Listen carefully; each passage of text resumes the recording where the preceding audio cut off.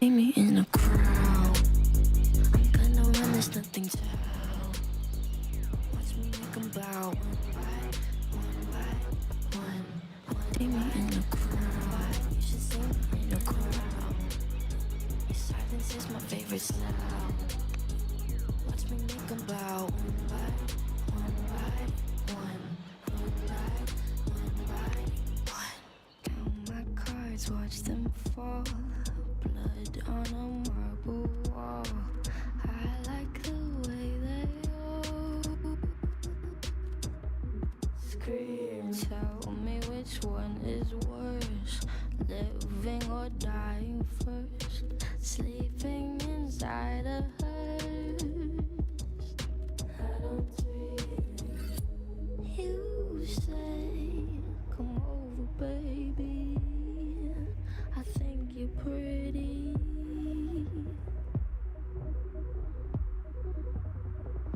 I'm okay. I'm not your baby. If you think I'm pretty, you should see me in the crowd. I'm gonna run, there's nothing to help.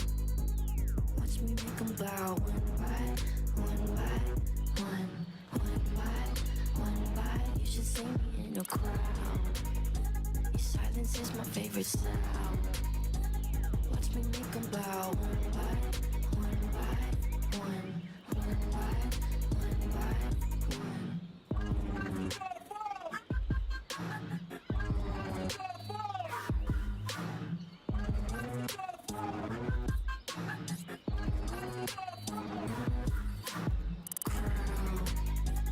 Gonna run, there's nothing to help. Watch me make 'em bow. One by one.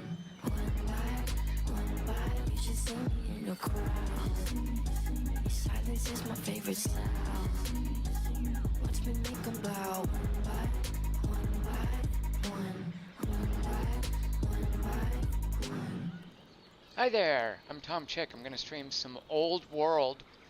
This is a game played as Persia. I'm in turn 119, and I just died. Okay, not me, but thank you so much for all of those wiggling emoticons, Dr. Jones. If you're on YouTube, you're missing out on the fun Twitch animations. So let's see, we are Persia, turn 120. My previous ruler, King Ardashir, has just died, which means our plans are going to maybe be kicked into high gear, and I think what I'm going to go ahead and do is invade Egypt, basically swallow it up. So where I am with this game, in brief, is not very far from when I first started streaming. And of course, this is in-game stuff. I'm playing super slow. This is basically just an excuse for me to talk about the game for an hour. And if I get a turn or two in, well, all the better. Hello, Marketson. Alright, so King Ardashir, and let me just show you up here. King Ardashir is right here, and he's grayed out, so he's dead. Here's his poor widow, Queen Dowager Mutenball. That's right, her name is Mutenball. She's a Carthaginian who I married. So Ardashir and Mutenball, they had 3 children. Tespes, who's the dude.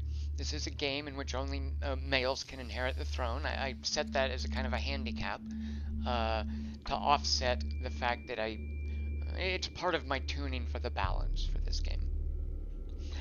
Tespes has 2 sisters, Boron, who's our ambassador, and Statira. She has been sent as an agent off into the city of Jadu, which is right over, it's this huge, here we go. Jadu is right down here, and the reason she's an agent there is I need line of sight from Jadu because Carthage and Egypt are currently at war. And I've had to be, actually, have they made a truce yet? No, they're still at war. And I've had to be careful that because Egypt is actually pretty weak, that they didn't get overrun before I could get in here and grab these cities. So I've actually been giving Egypt units to help them defend Carthaginian against Carthaginian attacks. So it is now time, and so the reason I needed line of sight over here, and why Statiera, my sister, is an agent here, is because having an agent gives you line of sight. So I can see all the fighting that's going on. I do also have these. Are these mine? No, those are Roman. I had units over. Oh, I had units over here, and I don't anymore because I gave them to Egypt. Marketon, thank you so much for the purple pyramids. That is very kind of you. Also, Marketon, if you're around, I don't need you to, but you get to be hall monitor. If it gets to be, 6 o'clock and I'm prattling on, if you're here, Marketon, remind me it's been an hour. All right, so I've got my sister. She's holding down the fort in Jadu. She, she may not know there's a war on the way. She's just a girl. Girls can't be on the throne. So in this backwards game I'm playing here, maybe she's not privy to what our plans are. No, what you know what? Of course she is. She's a schemer. She understands going into a city and pretending everything's fine while she's actually preparing for the invasion. Another thing she can do as an agent, by the way, is when we get to fighting in Jadu, is she can actually damage it from within. Oh, no, wait, that's my spy master, I think. I don't know if her being yeah, my spy master does that. I don't know if her being an agent helps us. Alright, so, at any rate, Ardashir died, left 3 children and a Carthaginian wife behind. Maricon, giving Egypt units to slow down their conquerors so you can be the rightful conqueror. I know, right? It seems a little convoluted, but it's basically I'm not ready for them to fall yet. And since I knew I was going to be throwing those units into a war meat grinder sooner or later, why not just let Egypt get them killed? But it was, I don't know, I kind of fumbled it around too, because you have to be careful to give them a gift sort of in the rear before. If you give them a gift on the front line, then in that interim of handing it off, the unit just gets killed and it doesn't get to attack back. So I learned a lot about how to fight a proxy war in that exchange. Alright, so let's see. Oh, yeah, so Ardashir is dead. Thespes is now our new king. But look at this. You will note, so Statira is a schemer. She is our agent in Jadu, that Egyptian town. Boron is our ambassador. She is a diplomat. They're married to a couple of tools. Yeah, this guy didn't do much for us. Look at this, by the way. You guys see this picture? That poor fellow right there, he stepped way too close to the camera when it went off. I feel bad for him. It looks like someone took a Photoshop slider to his face. So anyway, you'll also note another issue here. So I am a writer, Mutenball, a writer. She was married into the writer family. The children are all writers. So we've got this imbalance, and this will tend to happen in a game. When you start out, your king isn't a member of any family. But as you found families, and as he intermarries and his bloodline thins out, what's liable to happen is one of your families, of your 3 families, is going to get this sense of preferential treatment because they become the new royal bloodline. So I've got this issue here where my Rider family is super happy with me. My Hunter family, they're like, come on, dude. And my Clerics are like, oh, Tom, give us a bone. When do we get a turn? So they're not as happy with me right now. And that's one of the things that'll happen as a game goes on, and you end up royally favoring one of the families or another. Marketing wants to know if I have a favorite. Marketing's an excellent question because the game does kind of have a rhythm based on who you're playing as. I don't have a favorite Marketing. So far, Ardashir I think would be my favorite. I will tell you my least favorite is, look at this guy. Look at Thespes. He looks to me, and maybe it's just because I've been traumatized by this gentleman's bad acting, but he looks to me like Anselm Elgort. Like that looks like Baby Driver there, right? Right there. And furthermore, he looks like Anselm Elgort trying to pretend that he looks like Harrison Ford. And frankly, kind of pulling it off a little. Hazy Silhouette, yeah, exactly. The clerical family, they should learn to forgive me. Unfortunately, Hazy Silhouette, we're very, very Jewish, So instead, they've just been guilting me. Is that a bad joke? That's a fair joke, right? Making fun of the Jewish mother inflicting guilt. That was okay, right? So at any rate, he's my least favorite. Also, because you will note, he's only 16 years old. He doesn't have a class yet, an archetype. He won't get one for 2 years either. So hence this event right here, lawful regent. So the reason I wanted to show you my family, Ardashir died. He left behind Statira, Boran, Tespes. Ardashir's sister, their aunt, right here, she's got a couple of kids. One of them here, Artistone, and somehow, it's really confusing to me. So if this guy's gonna be king, why is this the heir and not this? Wait, is that it? Oh, because that's a chick. Never mind. Okay, never mind. I understand. Alright, so at any rate, the reason I was pointing this out is, see this woman right here, Astar? She is Tespes' aunt. So that's important to know because of this event right here. The nation grieves the death of King Ardashir the Magnificent. During the funeral, the matriarch, Astar the Educated, she's a matriarch because she is the head of Christianity. Ew. Who's the head of Judaism and Egyptian? Shoot. Yeah, alright. Well, this, Tespes' aunt, who's the head of Christianity, approaches and bows to the young heir and says, "My young lord, with the death of Ardashir, the nation is at risk. Allow me, your auntie Astar, to act as your regent. I will handle matters of state until you come of age, and that way you can spend your time as a 16-year-old and a 17-year-old going out and drinking beer and, I don't know, what else do 16 or 17, playing Fortnite. What else do they do? Who knows? But let me, your auntie Astar, be your regent." Thank you for the oy vey, Hazy Silhouette. That gets at much better what I was getting at earlier. Thank you. Hazy Silhouette, yeah, she's the drunk. Actually, is she drunk? She might be. Oh my god, she is! Not only is she the head of Christianity, and she is educated, she is drunk. So let me do that again. My dear young lord, with the death of Ardashir, this nation, I have to let you know, is terribly at risk. Allow me, your auntie Astar, to act as your regent. Yes, I will be the regent, young Tespes. I shall do it all for you. I will handle matters of state until you come of age. Yes, I shall. That's what it sounded like. That was my rendition of drunk Aunt Astar offering to be the new regent. Now, I can deny this. I can say, nope, I'm not going to do it. And we will create some plotting here. Where she plots against me. That might be an issue. We might have... That was my best Dudley Moore. I don't know what that was, Markinson. At times it was English, yes, and maybe there's a little Dudley Moore.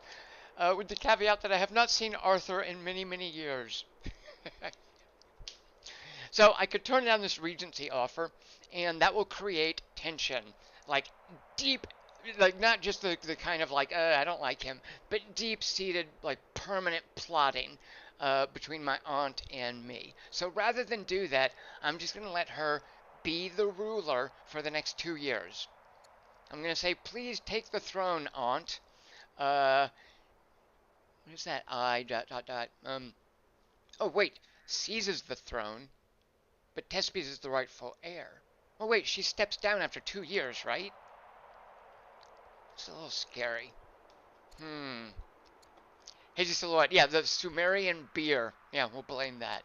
That's what that was. I'm going to go ahead and do this because I like the idea of giving him 2 more years to maybe raise his stats. Because right now, I would like to point out another issue I have with my heir. Not only that he doesn't have an archetype, and he looks like Anselm Elgort, but his only stats are a courage of 1. That's not entirely true. He's got a wisdom of 0, he's got a charisma of 0, he's got a courage of 1, and a discipline of 0. So he's not quite ready. I'm gonna excuse me. I'm gonna have to cough real quick. All right, I am actually gonna let her take the throne and see what happens.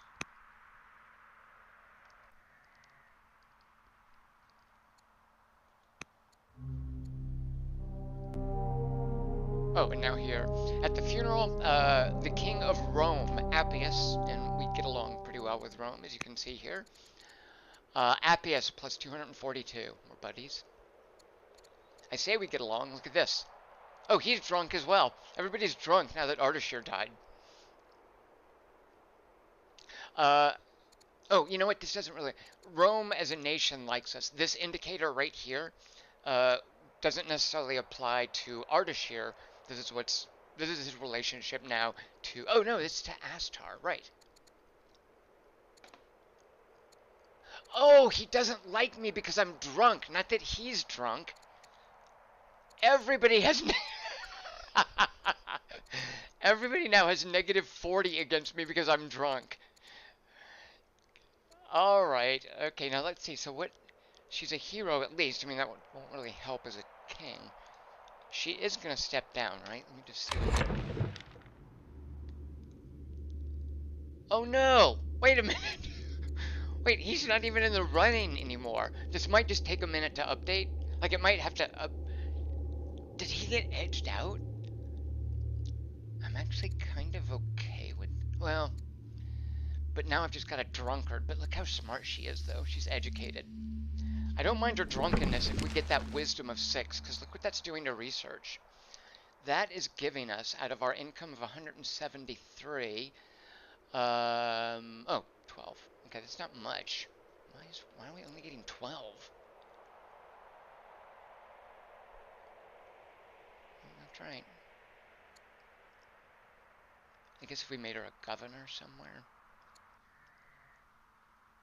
That is worth investigating. Let's see. Oh, and here's another thing. I've got 9 events to go through. Okay, before we do, let's just see what all these events are. I imagine some of them are related to Ardashir having died. It's come to your attention that the Arsacid family, the clerics, were often disappointed with my predecessor. Well, of course they were. As the new ruler, Queen Astar... Oh, here's another issue, too. She is Christian, and we are a Jewish nation. So I could actually convert, can't I?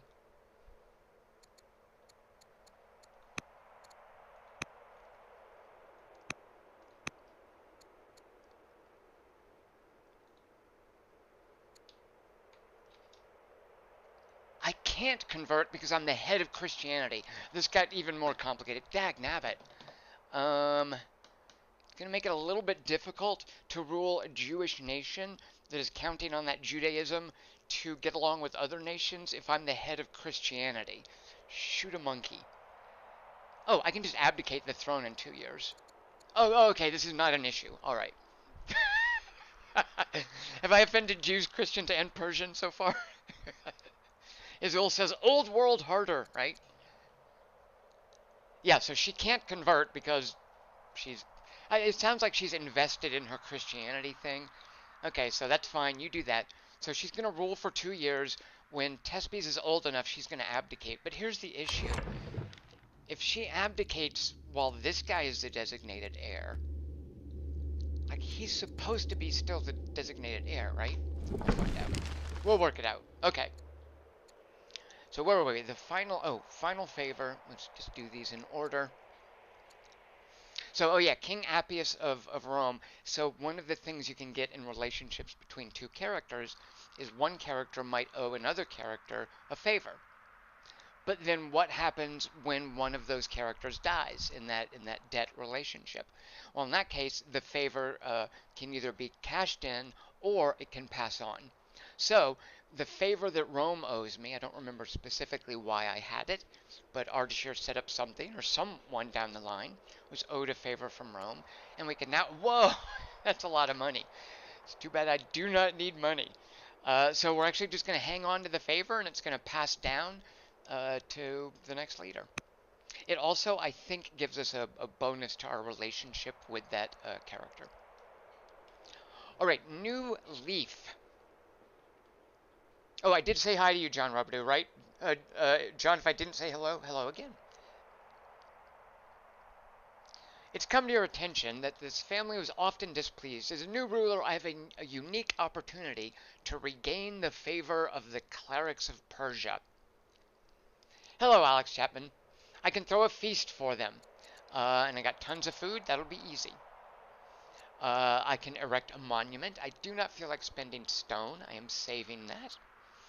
I could throw them a ton of money. I think so. $2,500, whereas 420 food times $3 and yeah, that's okay. So far way cheaper to just give them the food, or they deserve no special treatment. But no, we're gonna throw a feast. All right, so here's a feast for the clerics. They previously thought about us negative 73. Well, this will tip us over to positive values, though.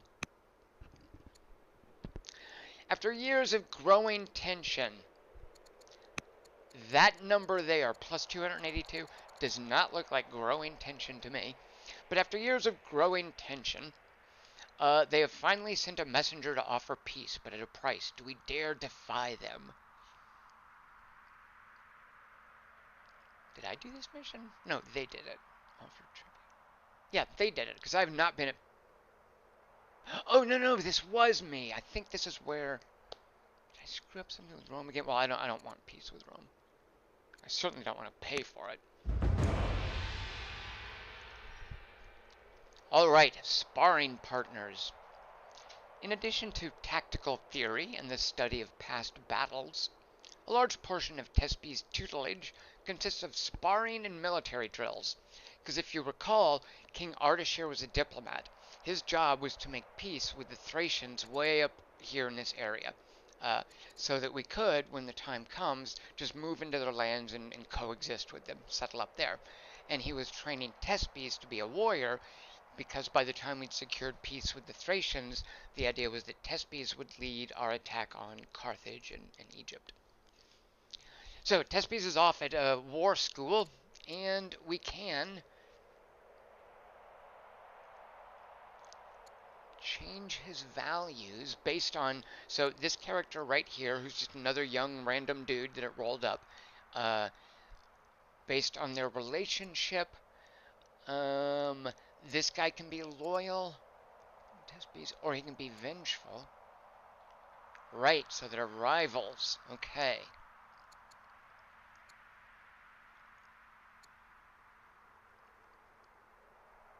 I like this one. So surround yourself with those who are better than you, meaning this this young 15-year-old kid here will become loyal. But now it's... Oh, I see. He gets a stat of loyalty. It doesn't necessarily mean loyalty to Tespes. So he becomes loyal. I now have a young male rider with a high discipline from the loyalty value. And what did Tespes get out of it? He loses his point of courage, but gains a point of charisma. Shoot a monkey. If he's going to be a warrior, I don't want to lose that courage.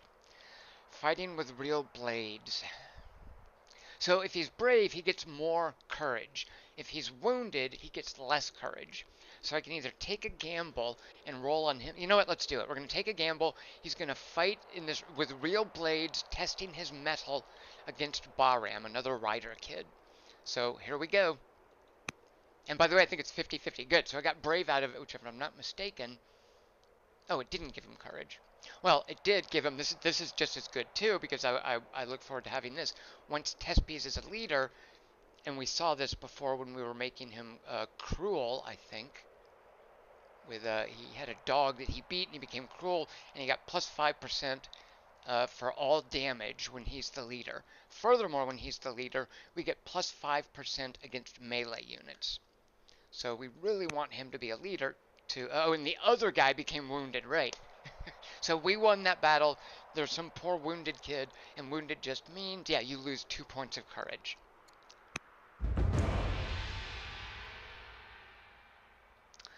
All right. Childishness. Again with the King of Rome. There's so much going on with the Romans. Your diplomats bring an urgent report that King Appius the Great of Rome has made a speech in which he insulted you, calling you a weak child, unfit to rule. Oh, okay. I do see part of what's going on here. I made the decision when this turn began. Thespes was the leader. He had, his father had died. He was the rightful heir. He inherited the throne at 16 years of age without an archetype. Like, he didn't have a class. So when I chose the event to let Astar be the regent, that event hasn't really fired off to the rest of the game state yet. So these are still addressed to Thespes.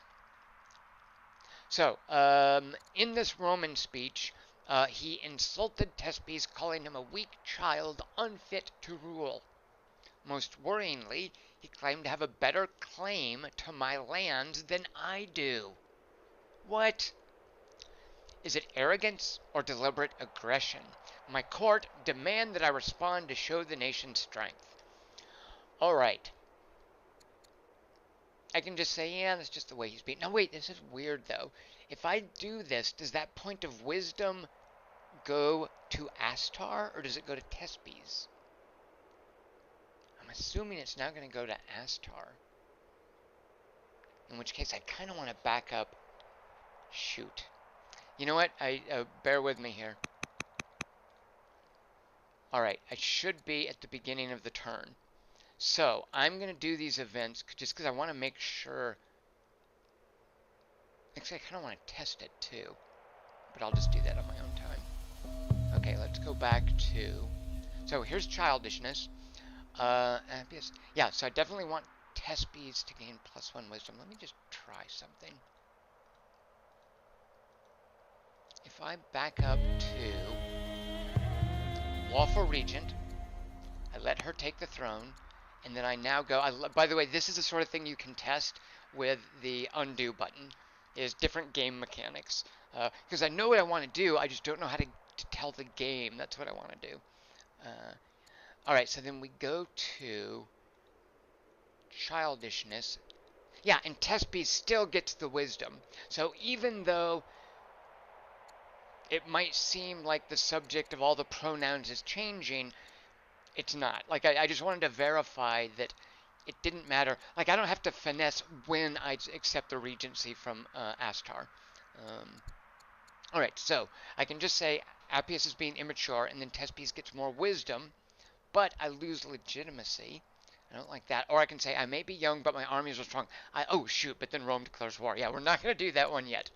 We are not ready to fight Rome. I mean, we could take them. If you look up here, look at strength, or power, excuse me, is similar, like right there. So if it came down to it, I would be okay fighting Rome, but we're just not ready to do that. So no war. We're just going to go ahead and take a point of wisdom and a little bit of loss of a hit on legitimacy. Our ambitions or legacies, we've got 20 years to fill those. Paranoid. Hazy Silhouette just called me a hateable rewind baby. Hazy Silhouette, I mean, there might have been a time that I might have grumbled about, oh, but if you undo, then people are just going to cheat. But the way that Old World works, I mean, this is such an integral part, I think, of learning it and testing things. Now, if you're like exploring in Fog of War and then backing up and exploring different directions, I guess you could abuse it that way. But for the most part, I don't think, like, I don't even think there's an option to turn this off. Alright, our spies receive a personal message addressed to you from let me try this again. From Asdrubal, the ruler of Carthage. He looks a little bit too young to be Carthage. What? There's no way that guy is 53. Look at that. That guy is 53 years old. Dude, you have to share your dietary secrets with me. Hazy Silhouette, why doesn't it make you handle events or expire them before end of turns? Hazy Silhouette, it does. So I showed this previously, but this row right here is your workflow. And you can rearrange the order of the icons if you want. And each one is related to a hotkey that will cycle through the number of events in that area. Now, this right here is how I end my turn. I click this. However, I cannot end the turn right now because it's saying I have decisions I have to make. There's some of these events that I have to finish before I end my turn. Now, if I wanted to move my units, by the way, I could go ahead and do all that stuff before I handle these events. But this, I actually don't even remember what the default is. This is kind of my own default workflow that I've set up, is I handle the events first, then workers, then military units and scouts, then any cities that need to build stuff. And if I'm fighting a war, by the way, then I can just swing that over there and just readjust the priorities.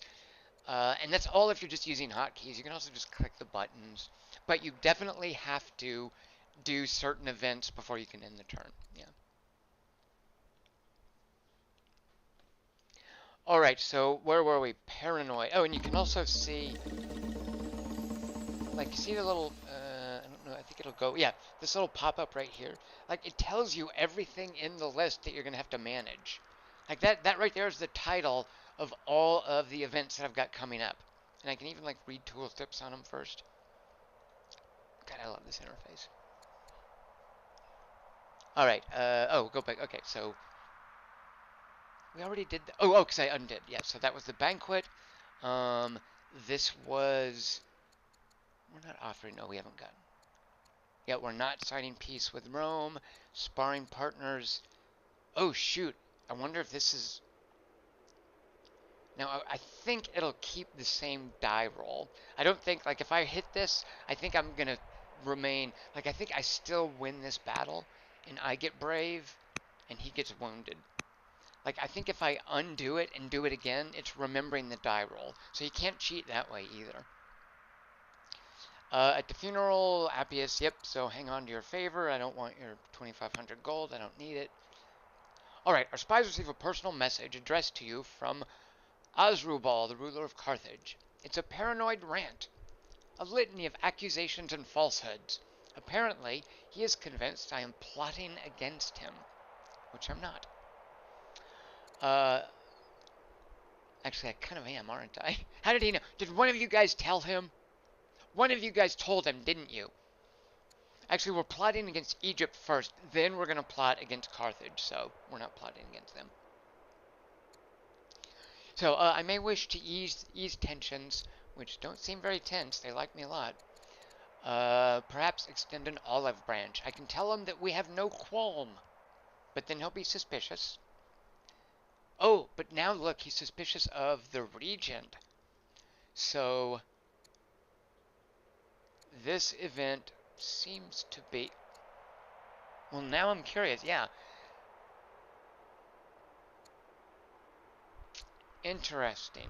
So I wonder if I actually like this situation, but if I had, before passing the regency to Astar, if I had had this event while Tespes was in office, I think he would have been a benefactor of this suspicion or endurance or vengeful. Alright, well, the bottom line is... Oh, what is this? Oh, I have a phone call. I just got a new phone, and I don't think I've heard it make a ringing. How do you turn off? Don't stop. Alright. Someone's stream sniping. Alright, so anyway, the point is, I could have... I'm glad that Astar, as our temporary regent, is going to take whatever guff we're getting from Carthage right now. That way, when Tespes takes the throne in 2 years, he doesn't have to deal with it. So, how can we respond? Tell him we have no qualm, in which case he's going to be suspicious. Give him gifts of 1,200 gold. And that will endear him to this woman. But because this woman is only going to be around for a couple more years, I don't see the point. Or scold him, and that will make him... Okay, now look at this. This is even weirder. If she scolds Asdrubal, then Asdrubal is vengeful against her. Fair enough. But somehow out of this, Tespes gets a point of courage. So I guess he is emboldened to see his aunt telling off this paranoid leader of Carthage. So we're going to do that. Among all the bickering and deceit of the court, there is one fellow you have found, whom you can always rely on to tell no secrets and listen intently to your troubles. Your furry, wet-nosed, occasionally stinky, but always very happy to see you companion proves to be a stalwart and joyful friend throughout each and every day. So that is the dog that Tespies adopted. When he adopted it, he was cruel towards it because he wanted to get this bloodthirsty trait, which helps, or no, yeah, this tough trait, which will help our troops in battle. So I do enjoy the little rascal. That will reduce discontent in our capital, if we say that, because we're passing around pictures of the royal dog. Or I've had enough of this dog business, and we just get rid of it. Why would I do that? All right, well, I do enjoy the little rascal. So we reduced unhappiness in our capital. Ardashir was the governor in our capital. Let's find out who his replacement is going to be. And it will probably be... Oh, we have so many options. Well, yeah, look at our Queen Regent. Now, she is currently a general. And I don't feel she needs to be a general. But because she's the regent, normally a rider family could not govern a hunter city. But because she's the leader, she can do whatever the heck she wants.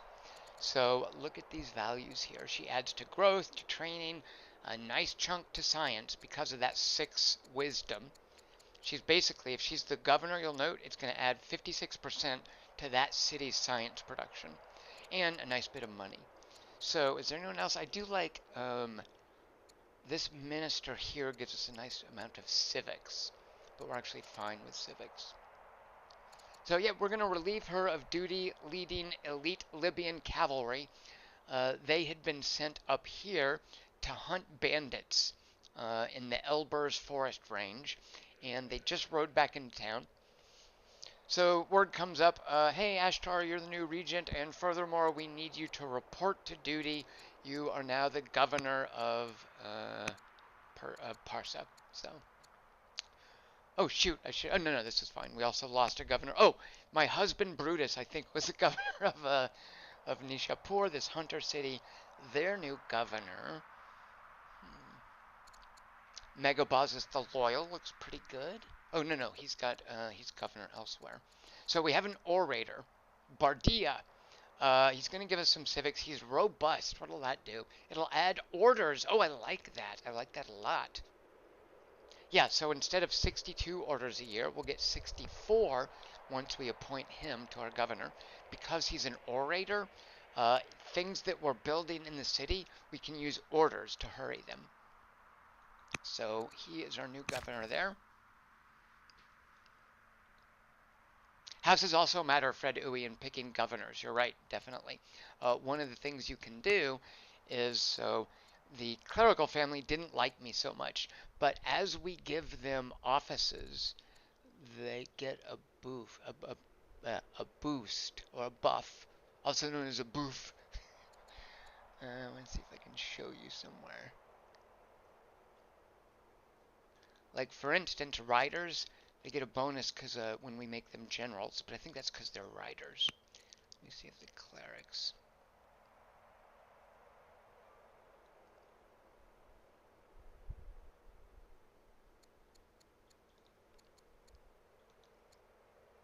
Well, the family may not care as much. And I know, by the way, different families have different things that they respond to. Like, I bet statesmen would probably be super happy as families for the number of governors that they have. But perhaps importantly, the specific character who you appoint to the governorship definitely gets a relationship boost. People like being given offices. Lord Kosk, Tom's phone still has physical numbers button.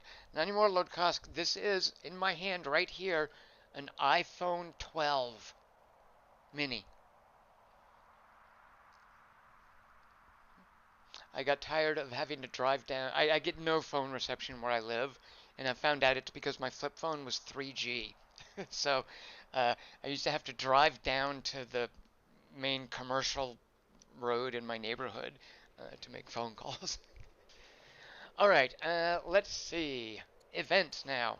Oh, we're out of events. All right, let's start building some stuff. So we've just constructed these hamlets here in Katura. What else do we need? Why do they want this shrine? A bonus for adjacent camps. There's no camps up there.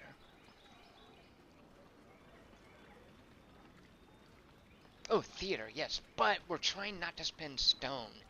Dang it. I'm really wanting to save up stone because we have in this game all of the wonders but the 4 that can go into legendary cities have been built. And I think I'm on the verge of Persia becoming legendary. If we do this, you can see here, in a mere 6 years, and I know, oh, whoops, sorry, I'm looking at the wrong thing. In a mere 3 years, this line right here, Persia will have amassed 2,000 culture. Its current income is 52. It has 1,855. So in 3 years, Persia is going to be I think the very first legendary city on the map. Let me actually see if that's true. Nope, Rome has no legendary cities. Yeah, so in 3 turns, I'm going to have the first legendary city, and I want to start jamming on those legendary wonders. And I need stone for it. So I can't build anything that requires stone. So much for that. Let's see what other. So non-stone only. Fred, anyway, if the houses get mad enough, like if this relationship, it partly depends on difficulty level.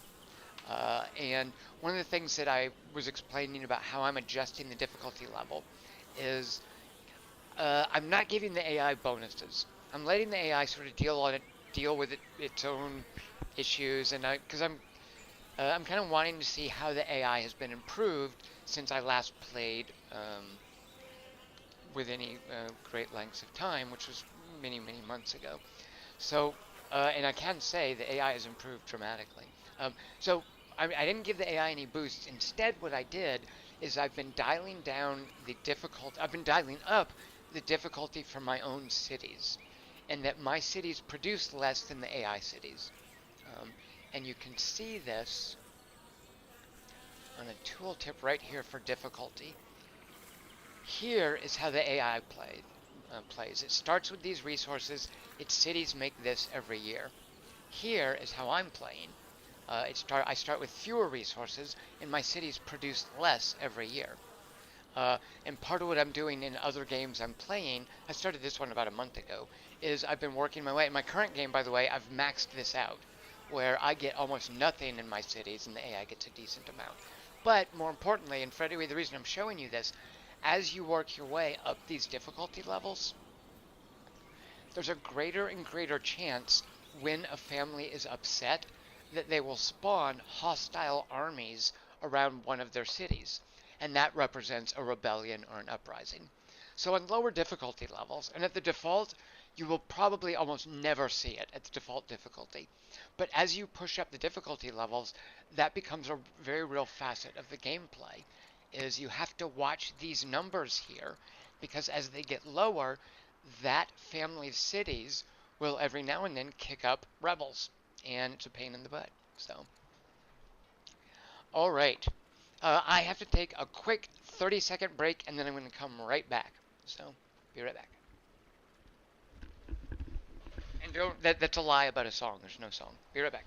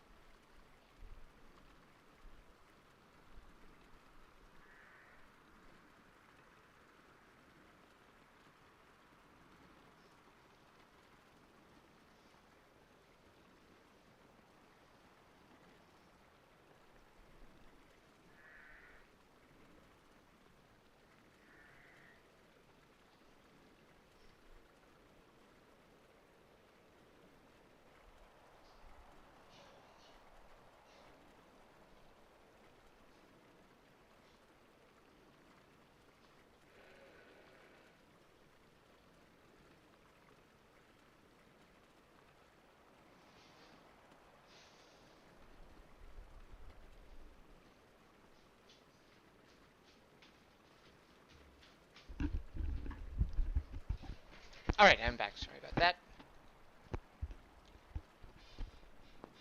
Chappers wants to know how the tomatoes are. Chappers, there have not been tomatoes in my garden in quite some time. The African daisies, they're pretty hardy. The kale is doing well. Um, but no, there was a stretch where I wasn't watering them, and a bunch of them didn't make it, I'm afraid. The tomatoes were never doing well, by the way. My tomato plant was just the worst. All right. So, no stone. Do not spend stone, which means there's very little I can do. Well, I can plant a farm. It's just wood. All right. What other workers can do something while they wait for our stone stocks to refill? What is that suggesting? A ministry? Oh, of course. Yes. Would love to build a ministry, but it's 120 stone, but it's going to have to wait. And our civics are doing fine anyway. So, can I build lumber mills yet? Oh, of course I can. I've been able to for a while. I don't need to. All the cool stuff in this game takes stone.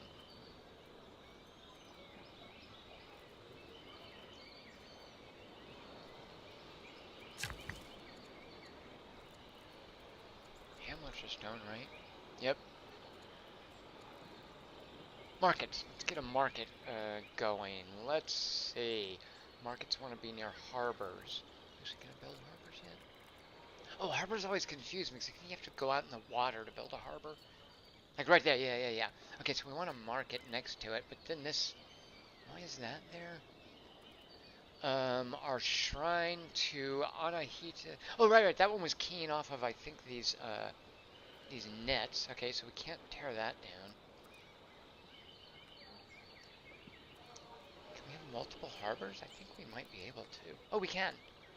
Yes. Oh, good. Okay. And it wants to be next to resources. I think we have another coastal resource. Maybe we could build one down here. Is that a resource? Crabs, yeah. So a harbor here will help us as well. Yeah, so this harbor is keying off of these crabs and these dyes. So let's build one here. Alright, spend wood. We've got plenty of wood to spend. Okay, what else here in Persia? And look at just this vast wasteland of mines and quarries. And we're still addicted to stone. Oh yes, thank you, Markinson. I will play 10 more minutes. And my goal, by the way, is to do this for the next 4 nights too. I mean, or the next, it's Tuesday now. I'm hoping the next 3 nights be here for an hour a night as well. Let's see. Yeah, do we want to mine there though? Really? Yeah, I guess so. Mines. All right, because mines also are built out of wood. All right. And then this poor guy, actually I think we're just going to pause him, because that's definitely going to be a theater there. Because the theater keys off of being adjacent to hamlets, and there are 2 of them. Yep, theater's in Hamlet, right? Get it? So you just hang out, right? And now these are our clerical workers. They are our cleric workers. Clerical workers, I think, are different from cleric workers. Oh, look at this beautiful lavender grove under construction with these 2 monasteries. Oh, it's gonna be so nice. Let's see. I don't really know. I'm certainly not giving them this altar, that shrine. They don't get that. How about, do you have any reason for a harbor out here?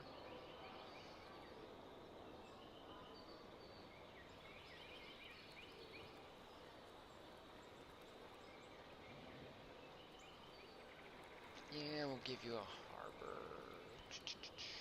We want the harbor to be able to be near marketplaces, though. And actually, this poor little city is just so squeezed in. Alright, we'll give it a harbor here. Maybe we could put a marketplace. Actually, let's do the marketplace first. And am I mistaken about markets and harbors? No, 20% for adjacent harbors. Yeah. Alright, and then our final worker. Oh, yeah, here we go. Look at this lovely grove with honey. Oh, and we've got. Oh, we don't have honey until we put a worker there. Yeah. Which, while we are here, let's definitely get a bee worker going. Gardener. Let's move him to the front. We want that.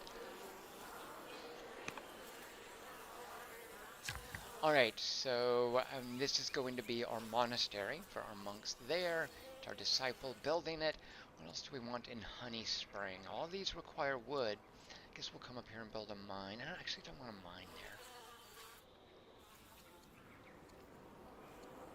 there. Okay, we'll give them another quarry over here because it's arid and it's adjacent to a mountain, and those are the things you want in a quarry. And quarries just cost iron instead of stone. Alright, so those are all of our workers. Nil wants to know when I'm sciencing nukes. I mean, honestly, it's so easy to kind of lose track of this, but one of the most important decisions that Soren made with this game is just to restrict it to, is to not introduce those amazing, just paradigm-shattering tech discoveries that we associate with civilization games, right? Like, Soren doesn't have to deal with the whole, like, gunpowder thing, and certainly there's no airplanes or nukes. And let me tell you, I do not miss it at all. Because kind of, it makes what disruptive advances there are in this game, like, it makes them more meaningful. You know, once you start introducing, for instance, siege engines in this game are huge. Partly, too, I think, because no one really wants to build one. Nobody wants to take time to build a catapult that you're only going to use to attack a city. So instead, most of the siege engines in this game, actually all of them, have some really cool secondary use beyond just fighting cities. So we don't get nukes, we don't get airplanes, we don't get musketeers, we don't get the internet, we don't get Elvis or rock and roll or the cure to cancer, all those fun things that happen in the end of civilization, but we do get siege engines. No, yeah, and the whole hoplites and tanks side by side felt weird, right? And it skirts that whole issue, too, of, you know, a phalanx sinking a battleship, right? Alright, we've got two military units that want our attention for some reason. I don't know why this militia up in here in Katura needs my attention.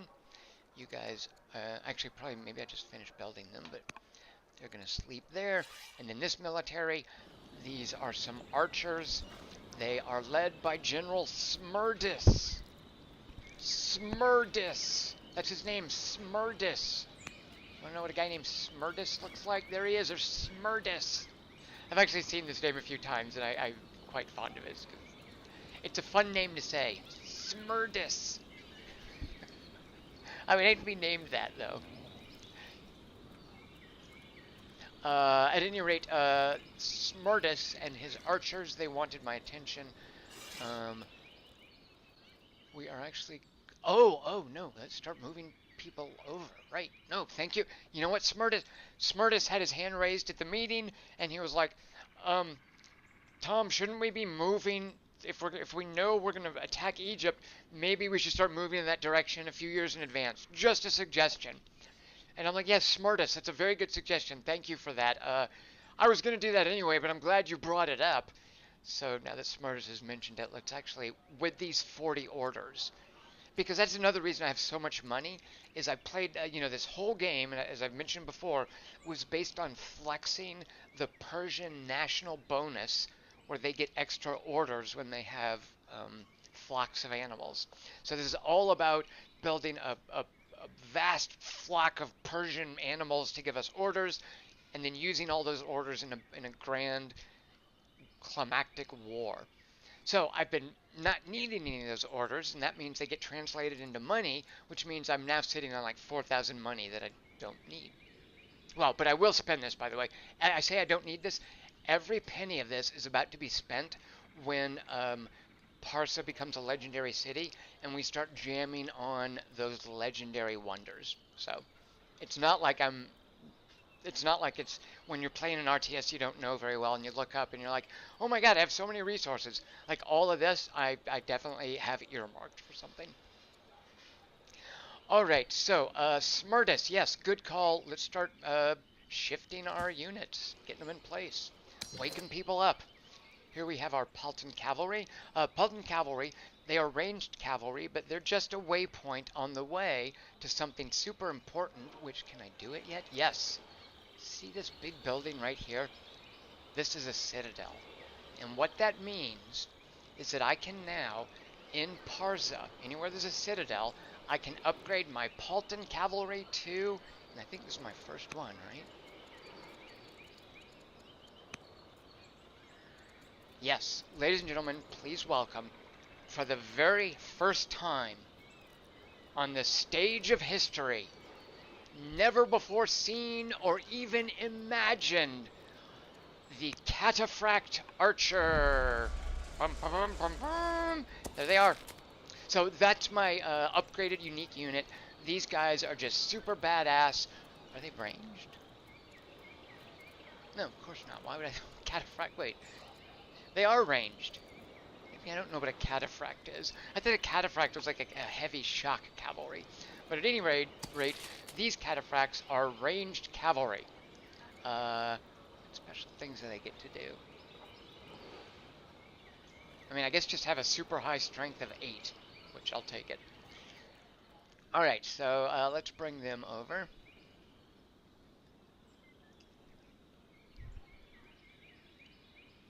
Wait, what game did Markinson buy? Tom Smertis? No, Tom Spladen. Very good. Hideous Rex.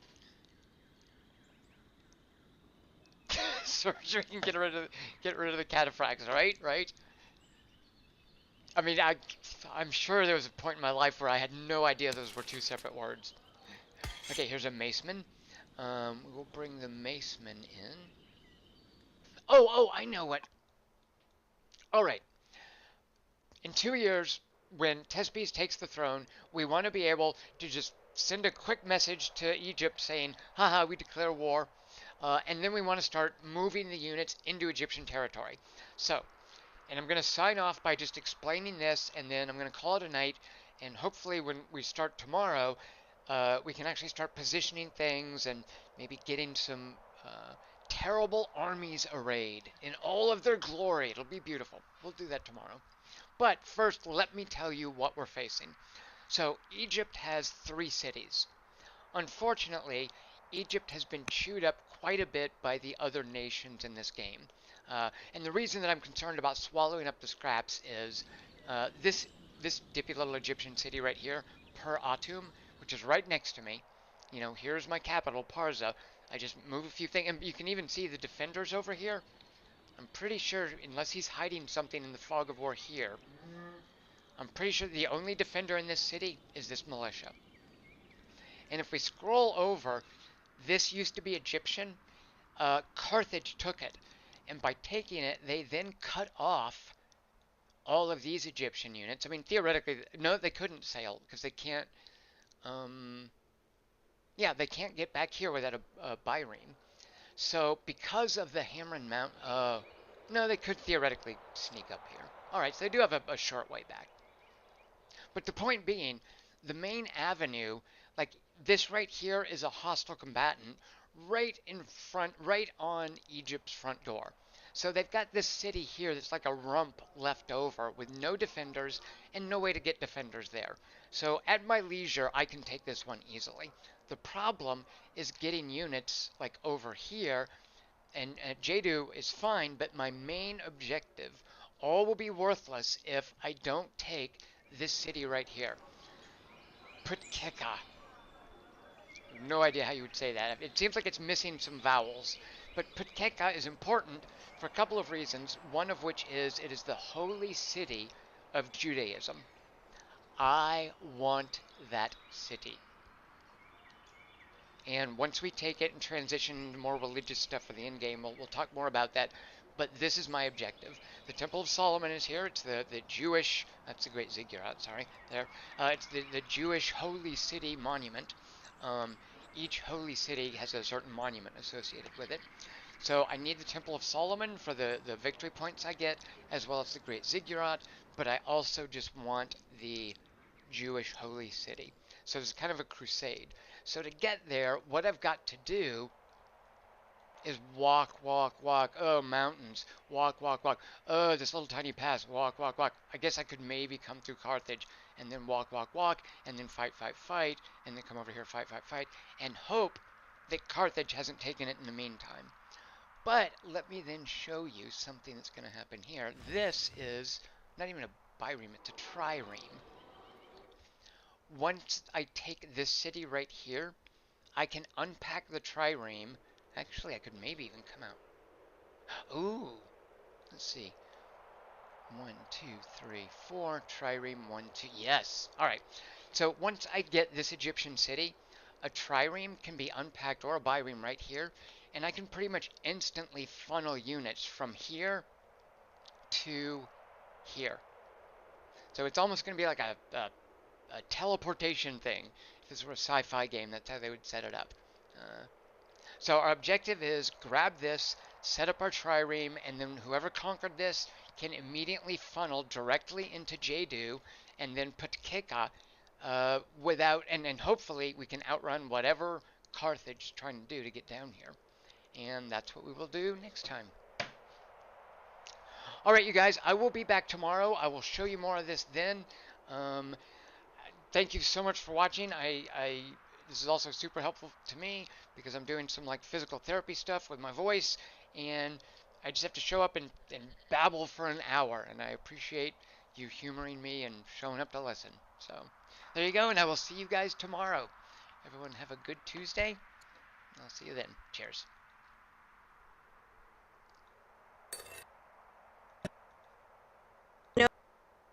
Excuse me? Sorry, what? I have nowhere to go with this. It's too perfect. You are literally glowing. You've hit the level of perfection, and now You stole my heart? I've just come out of the water. You're fresh from the water. You're a mermaid. You're here. How are you so fucking shiny? Can you fetch me an inhaler? Because I can't breathe. My eyes. I'm physically unable. My eyes hurt so bad from your beauty. Excuse me, ladies. Oh. There's Sorry. a party to get to.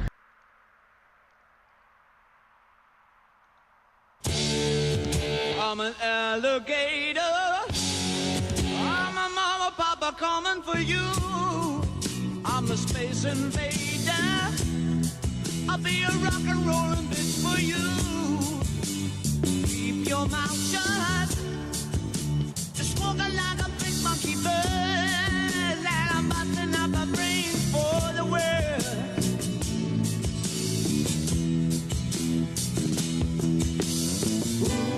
Keep your electric on me, babe. Put your ring on my head. Press your space close to my love. Freak out in a moon age daydream, oh yeah. Don't fake it, baby. Lay the real thing on me. The church of man love is such a holy place to be. Make me, baby. Make me know you really care. Make me jump into the air.